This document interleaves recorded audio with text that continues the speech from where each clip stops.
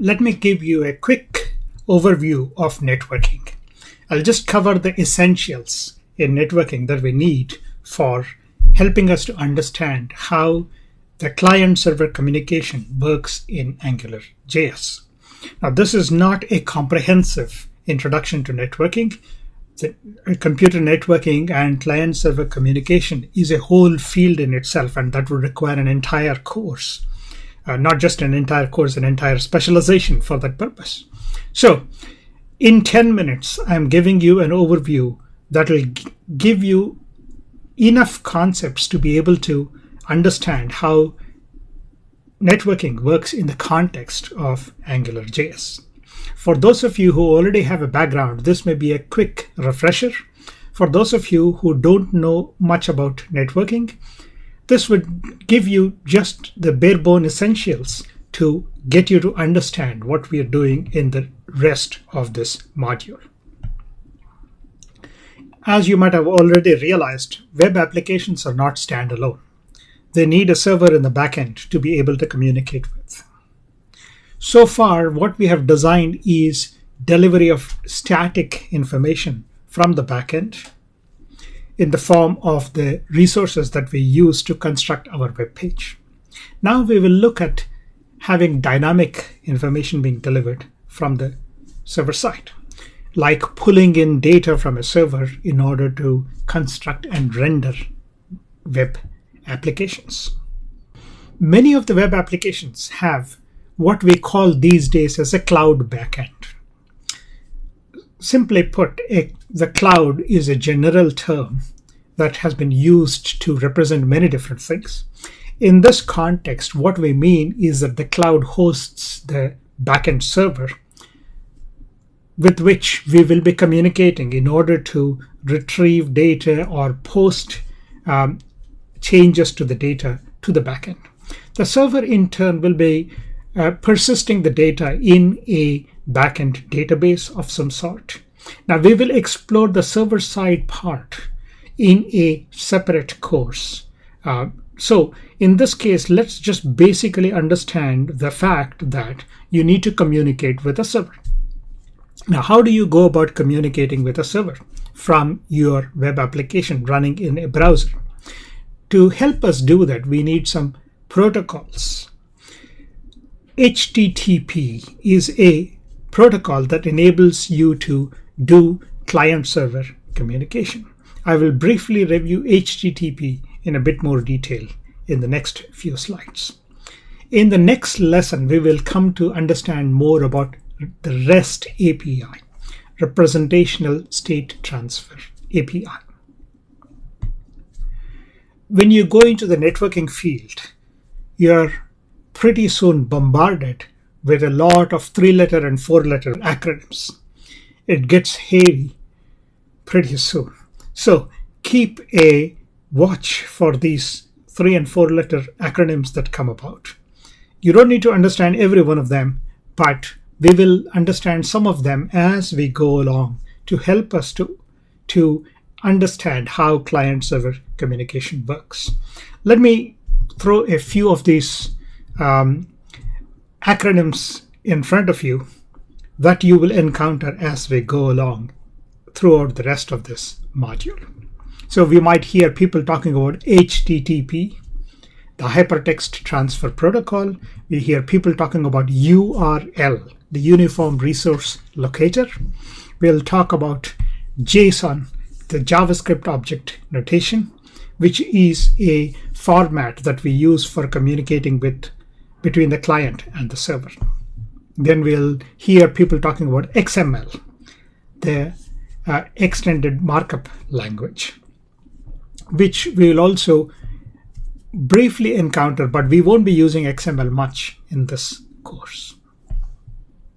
We'll also hear people talking about SOAP, not the kind take a shower with, but something that is used on top of HTTP as a protocol for distributed communication. Again, I'm throwing in a lot of jargon there. Hold on, we'll come to those when we require them. Then we'll hear people talking about REST, not something that you will get going through this course. But we'll talk about REST in the next lesson. We will also hear people talking about HTTP verbs like get, post, and put. These have specific meaning in the context that we are talking about, and we'll look at them as we go through the rest of this module. One important takeaway that I want you to get from this lecture is that network operations cause unexpected delays. It's not as if what you need is going to be instantaneously available for you. So which means that if you are depending on some data that is delivered from a server side, there is always going to be a delay in obtaining the data. And you need to be able to handle the delay appropriately.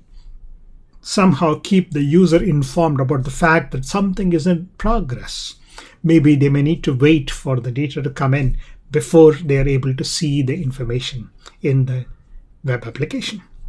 So when you write applications, you need to recognize the fact that the communication itself is asynchronous in nature.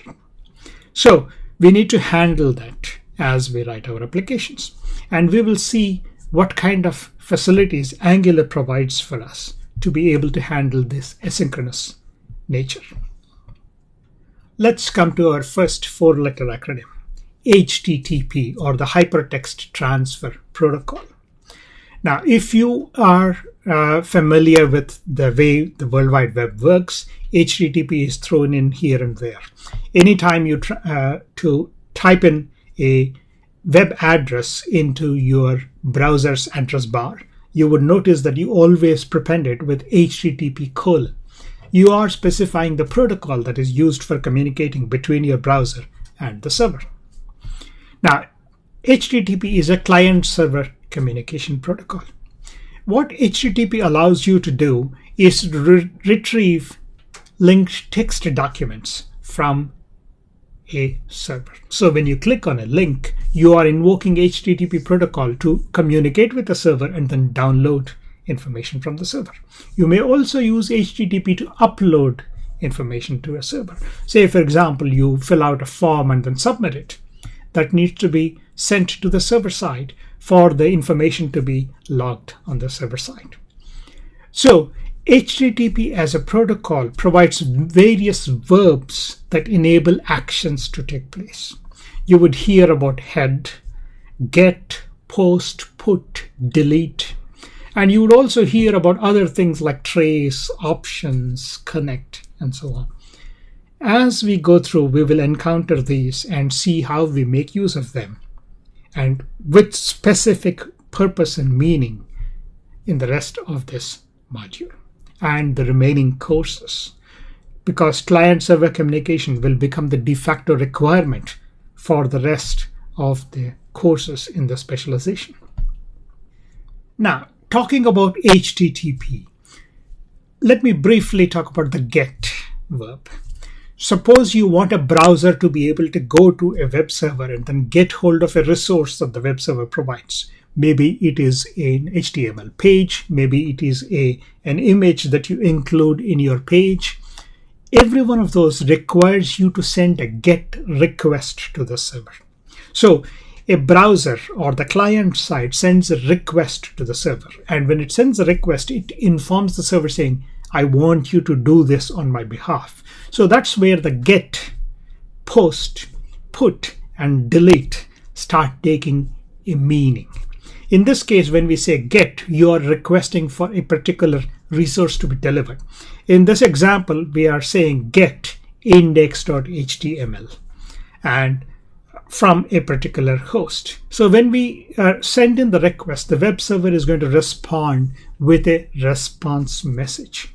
Now, the incoming message from the web server contains the information that we requested, if that resource exists on the web server.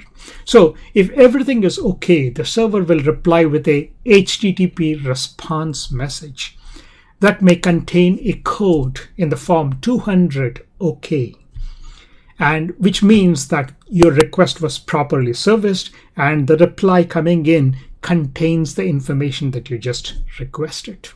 So when the information comes back to your browser, then your browser can use that information. Say, for example, you download index.html page. That index.html page, the one that you created for your exercises, that is the one that gets delivered to your browser. Then your browser examines the information inside the index.html page, and then using the information, it acts further to retrieve other pieces of resources from the server side. So the HTTP protocol enables communication between your browser and a web server to retrieve resources. Plain and simple. That's the summary of what we are looking at. When a server responds to your request, if everything is okay, the server sends back a code saying 200, which means everything is fine.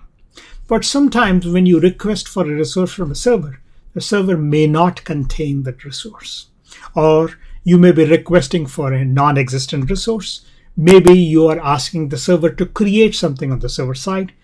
The creation of that the resource may take place correctly, in which case you are informed that everything is okay. If the creation fails, then you need to be informed that things did not proceed as planned. So all this is communicated by the server using what we call as status codes. So the codes here, I am giving you a small subset of the codes that a server sends back to your browser. Now you will not directly see these codes because your browser interprets these codes and then decides what happened on the server side based upon this information that it obtains. If you require, you can obtain this information from the server side. We will see where we can make use of this. Sometimes if things did not go well, it may return codes in the form of 3xx codes or 4xx codes. So say, for example, 301 means that what you are looking for has been moved elsewhere on the server side. So the uniform resource locator that you are using is not finding the resource. Sometimes it says what you're looking for has not been modified. Say, for example, you are caching the information on the client side. So 304 says you already have the latest copy. You don't need to download it again.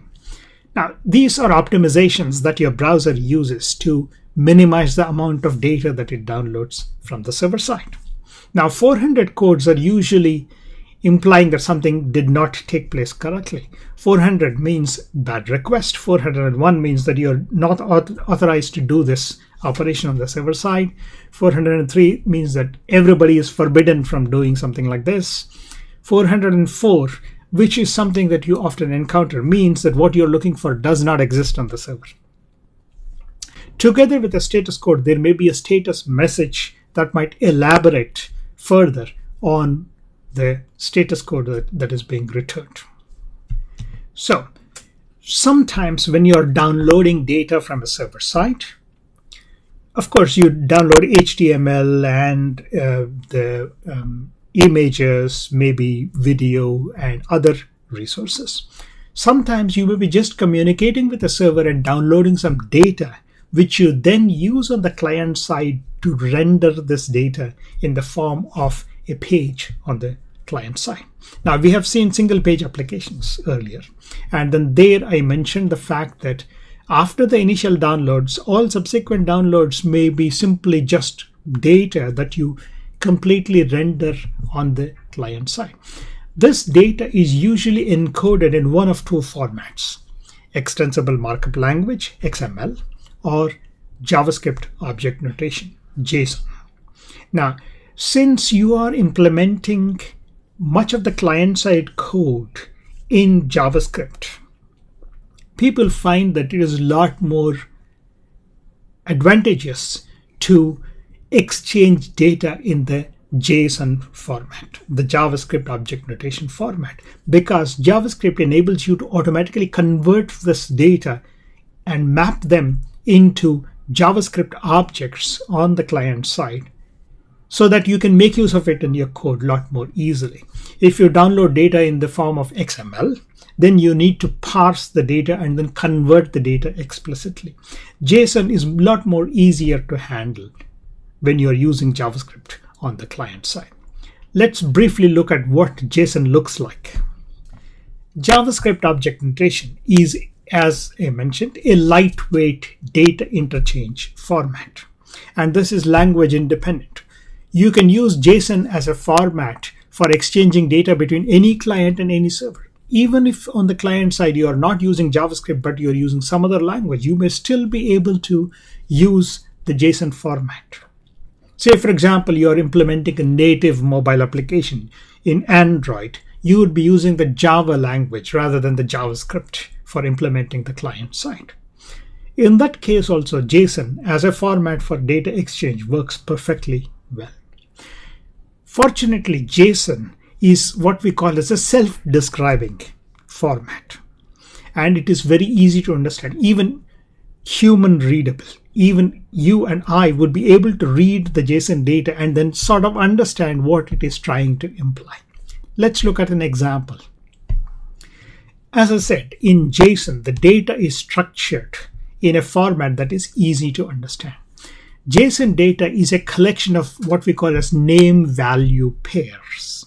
There is a name and corresponding value associated with it. Now you are going to begin to see the parallels between JSON and JavaScript objects. It's an ordered list of values.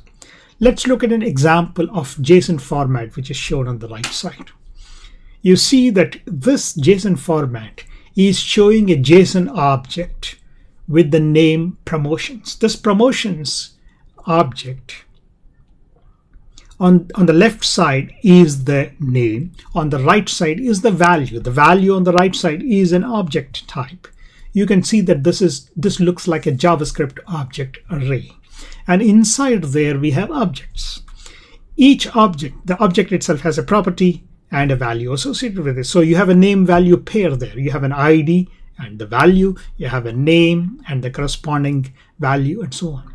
The interesting thing about JavaScript object notation is that this is a text format, an ASCII text format. So that's what makes it easy for the data to be interchanged between the client and the server side. So in the JSON format, you can notice that the way the data is structured, there is a one-to-one mapping between this and a JavaScript object. So you can see that you could take this data and immediately convert it into a JavaScript object simply by, here you notice that both the name and the value are specified as strings. Now when you map it into a JavaScript object, the name gets mapped into a property and the value is automatically assigned as the value for that property there.